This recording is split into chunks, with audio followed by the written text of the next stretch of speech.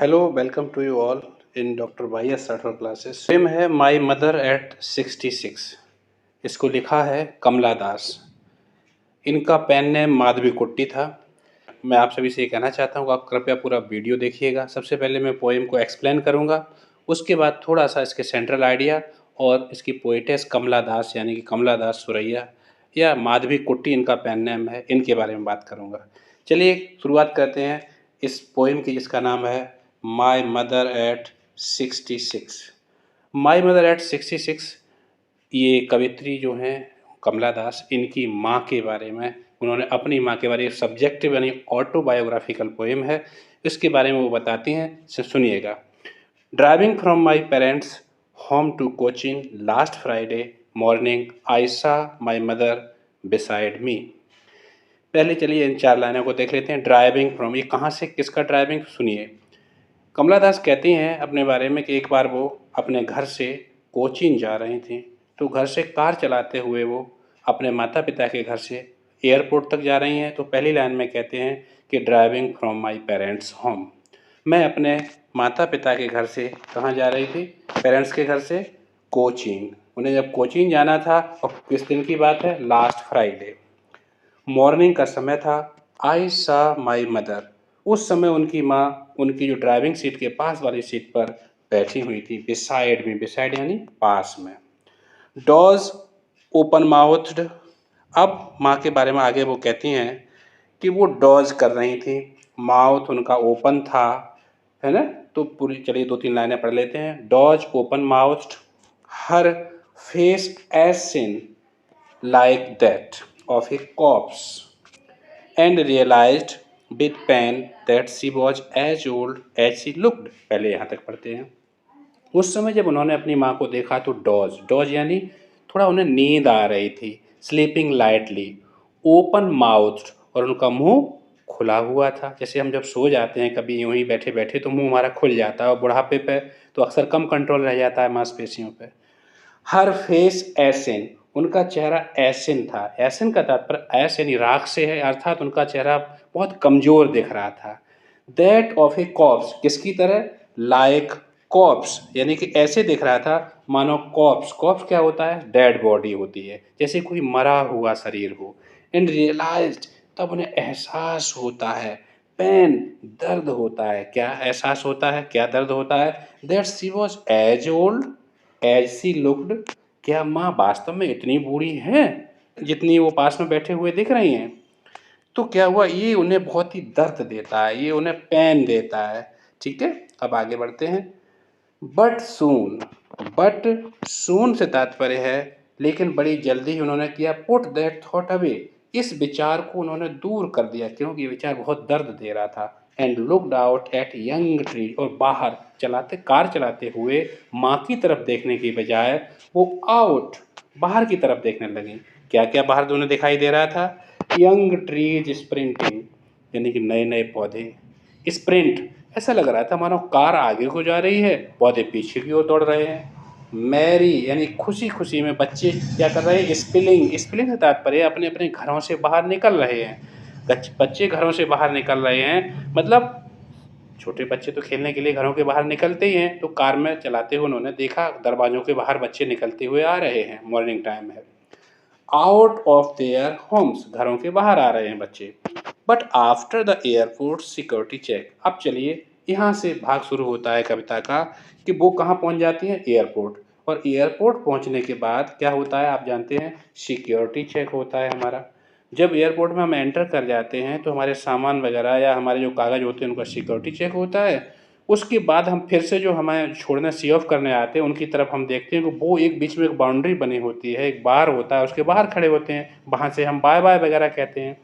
तो वो कहते हैं एयरपोर्ट की सिक्योरिटी के बाद standing a few yard, yard का मतलब गज यानी कि नापने की इकाई, कुछ गज दूर उन्होंने वहाँ से खड़े होकर के क्या देखा, उन्होंने खड़े होकर के ये देखा, फ्यू यार्ड अबे, आई लुक्ड, मैंने दोबारा माँ की ओर देखा, ये श्योर करने के लिए।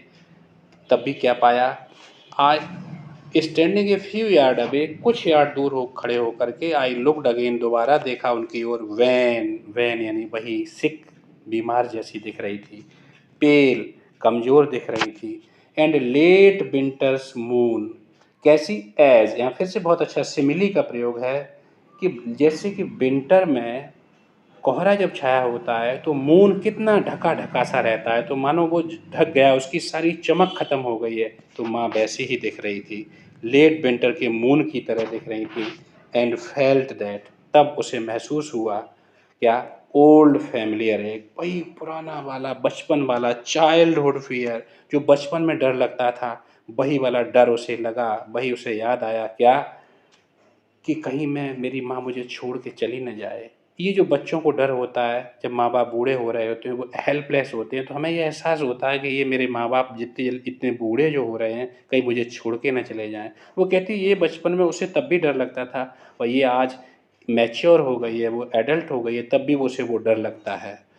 बट आई सेड, लेकिन वो कहती मैंने कहा, सी यू सून अम्मा, अम्मा मैं तुमसे फिर मिलूँगी। ये सब क्या था?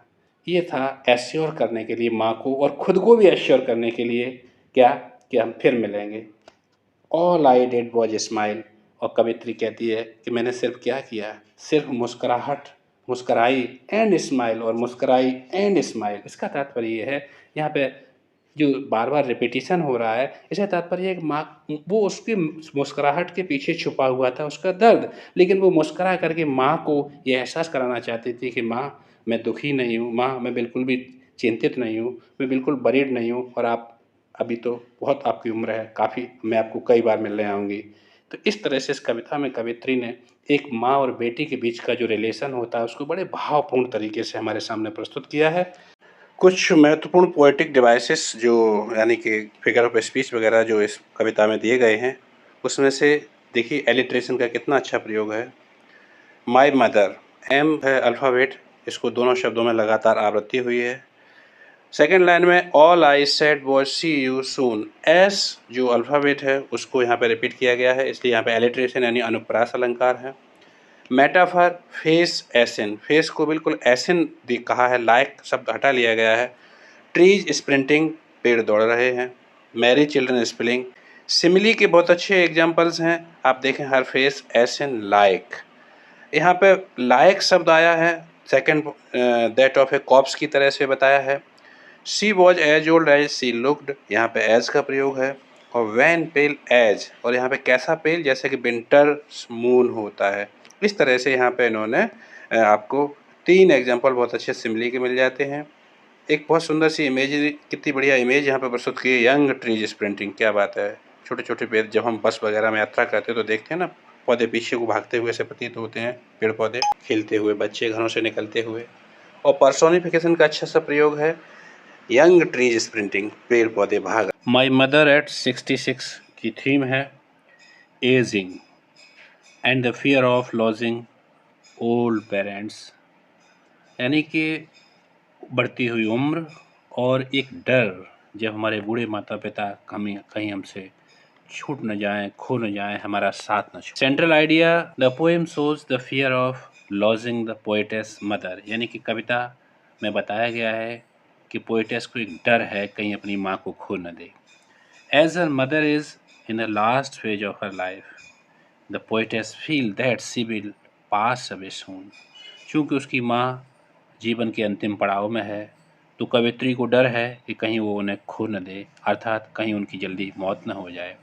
She gets scared of this thought, और यह विचार कि कहीं माँ उन्हें छोड़ न दे, उससे घबरा जाती हैं। She tries to overcome it, कोशिश करती हैं इस डर को दूर करने की। She feels pained to look at the colourless and pale face of her, जब वो अपनी माँ का रंगहीन, बदरंग और कमज़ोर चेहरा देखती है तो उन्हें बहुत दुख और दर्द होता है। ये इसकी सेंट्रल आइडिया इस तरह से है। चलिए थोड़ी बात करते हैं कमला दास के बारे में। कमला दास, और इनका अंत में नाम, जब इनकी मौत हुई उससे कुछ साल पहले इन्होंने अपना धर्म भी बदला था, कमला दास सुरैया। इनका पेन नेम माधवी कुट्टी। इनका जन्म हुआ था 31 मार्च 1934, यानी मार्च 31। इनका जन्म हुआ था मार्च 31, 1934, मालाबार, ये केरल में जो मालाबार डिस्ट्रिक्ट है केरल का, वहाँ। उन्होंने नॉवल लिखे, ब्यूटीफुल शॉर्ट स्टोरी लिखी, और पोइट्री कलेक्शन तो है ही उनका फेमस। उनके नॉवल का नाम है अल्फ़ाबेट ऑफ लस्ट, 1976 में आया था, बड़ा फेमस नॉवल है। उनकी पोइट्री कलेक्शन में कुछ फेमस हैं summer in Calcutta, the descendants, the old play house and other poems. इसके बाद इनका कुछ उनकी एक ऑटोबायोग्राफी जो बहुत फेमस हुई वो है my days. Short story collection जो बहुत फेमस हुए उनमें a doll for the child prostitute, Padmavati, the harlot and other stories.